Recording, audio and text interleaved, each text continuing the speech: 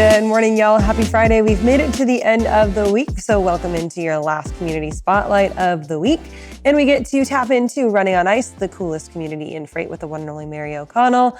Mary, we are back again with the fine folks of Thieves. We know them, we love them for their location and freight tracking, specifically their handy dandy little packs that you just slap on the side of your freight. We've got some exciting news that came out of the cargo theft conference last week, a hot topic on everybody's mind. What were some of those highlights? So obviously, cargo theft is something that everyone is talking about, thinking about. It's the top of mind for everyone just because it is something that has grown exponentially over the last few years. And so, everyone just kind of is wondering what's the biggest targets? How do you protect yourself? And ultimately, how do you just stop cargo theft? And turns out there's not really a good solution. But the biggest thing that everyone's kind of starting to realize is that that communication aspect of it is that, it happens to everybody. There's no shame in having to admit that you've had a cargo theft or that you've been a victim of it. There's not really much shame, but it is important that that is disclosed and that you can talk about how it happened or what happened or even where it happened or the type of commodity it was, because the more information that everyone's able to share with each other, the stronger, the overall supply chain gets, the stronger everybody gets, and the chances that you can decrease these threats increase, obviously, because you want to make sure that you're protected. And so by hearing what went wrong for other people, it kind of gives you a chance to say, okay, well, we can try something else to see if that works. And so basically sharing the wins and the failures is kind of becoming the norm to make sure that everyone stays pretty protected. There you go, right? It's that kind of, if you don't talk about it, then no one will know that it goes on topic. But that's actually the opposite case, right? You've got to continue to talk about it because it is something that is plaguing the whole entire freight industry. And while it is something that is like a big problem monetary loss wise, it shouldn't be the reason that you refuse to talk about it, right? Like there should be no shame in cargo theft. When it comes to Tive, obviously, a lot of their technology is built on location tracking and location movements, which is often one of the first things that will let you know that maybe something is amiss with your load. So if that location suddenly veers off into a totally different direction. But what are some of the other red flags when watching a load if you are a broker or if you're a shipper who's doing your own transportation management that lets you know maybe something is off with my freight? So it's definitely one of the cooler things that I think Tive has, and it's the exposure notifications. So it's anytime that maybe like a light exposure. And so in theory, if you pick up a shipment and drive it to its destination, you shouldn't need to access the trailer at all. And so so they have these exposure notifications where if there is light that does enter or that does hit this sensor, they'll let you know. And I think that that's really important because it'll tell you where it happened. And then it'll just say oh, we had a light exposure here. And it's not like a sunbeam came in through the cracks of the trailer. No, it's definitely one of those where those trailer doors were open. So that tells you, first of all, where something happened, and two, chances are you're not breaking into the back of a trailer if you're not trying to steal the stuff. So if that light exposure happens outside of obviously the destination, then you have a problem. And then that leads you to call the driver to say, hey, what's going on? And if it's just a breakdown and, stuff got readjusted, or if there was an accident, it kind of lets you know, and it gives you the ability to make a plan. It's not necessarily a guarantee that it was a component of theft, but it is something that gives you that phone call to say, okay, what's going on? What's happening? And then it kind of allows you to make that plan from there. It's just another layer to kind of say, okay, well, we don't need to panic. We just need to say this happened. This is our operating procedures for how to handle an alert like this.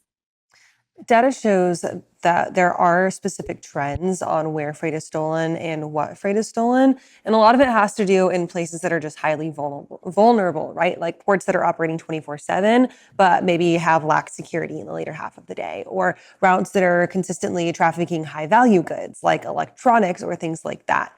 What are some of those big time trends that have been sticking out? And have we seen any of those trends on cargo theft maybe change over the last year or so as the freight market has changed? So it's definitely been instead of, you would think when it comes to cargo theft, oh, I'm just going to go get a truck of PS5s. But unfortunately, that's not really the case. The thing that people are targeting is the things that they can sell quickly. Perishable goods are just as subject to this as some of the other ones. I've even seen some headlines that say that someone sold like $30,000 worth of crab legs. And I'm like, that's a lot, and I don't know what you would do with it, like a truck full of shellfish, but to each his own. I don't really know how you would offload that, but again, I'm not a criminal, very clearly. But even something as simple as that, you would think beverages like that is being targeted because that's something that they can turn around and sell very quickly for a profit. Not a very high one, but it's still easier to sell a energy drink versus maybe an electronic that has a serial number attached to it.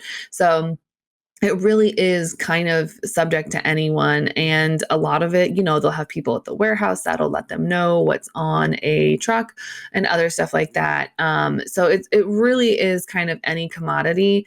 But the biggest thing is, if you know that you're shipping in one of those certain areas, it's important that your shipper or your broker or anyone that's, giving that load to a carrier, that they remind that carrier, you need to come in with a full tank of gas. So that way, you're not stopping, because there's been a lot of studies that have actually shown that I don't know if it's technically a study, but a lot of people have found that within 100 miles of or 75 miles of that distribution center or that origin site, that you are more susceptible to being burgled, for the lack of a better word.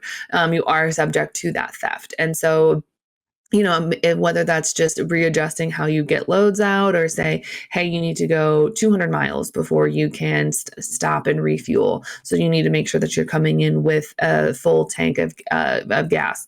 So it's something that I think it's really just kind of goes into listening to what others are experiencing, and then also looking at any historical data that you have. There you go. Historical data is the one thing that I think is incredibly helpful when it comes to load planning and making sure that you avoid any risks that come from cargo theft. Obviously, Tive, as you mentioned, is not just about the theft protection, but also the cargo protection of itself. They've got temperature tracking. They've got these track and trace tools that are good for the cold chain specifically. That leads me to the last question for you. When it comes to cold chain goods and their propensity for being targeted in cargo theft, is there any correlation there? Or do most people just maybe not bother with it because cold chain goods are so reliant on the fact that they've got to stay temperature controlled?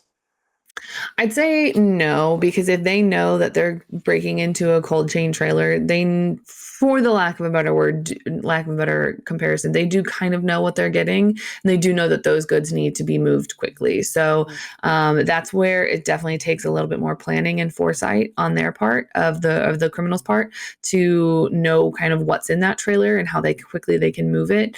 But absolutely, it is still a very real thing that just because you're cold chain doesn't mean that you're exempt. I will say that if you are like ultra cold, like probably like negative 30 degrees Celsius, you're probably fine, because the criminal's hands would burn off or like have extreme medical complications if they mishandle that freight. You'd likely be able to find exactly who they were with some pretty hard evidence. Mary, thanks for joining Exactly. us this morning for this edition of your Running on Ice Community Spotlight. For people who want to find the show, where can they go to do it? Yep, just keep watching us here on YouTube, or you can get it on Spotify or Apple Podcast, or honestly anywhere you get your podcast. And that comes out at 2 p.m. today. And if that's not enough news, Running on Ice, the newsletter, does come out today at 2 p.m. also, and you can subscribe to that on freightwaves.com/running on ice. All right, Mary, thanks for that. We will catch you later. Have a great weekend. Bye, guys.